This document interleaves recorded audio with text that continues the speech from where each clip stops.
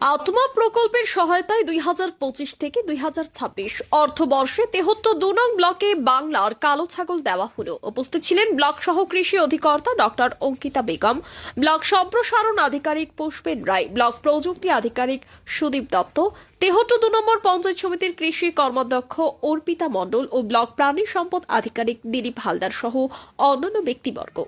এখানে 10 জন উপভোক্তার হাতে ছাগল দেওয়া হয়।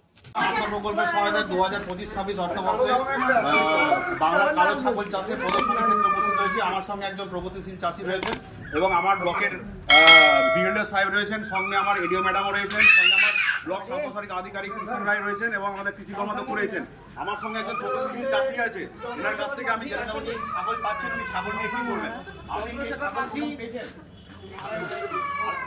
আচ্ছা, আপনি প্রথাগতভাবে ছাগল চাষ করেন তো?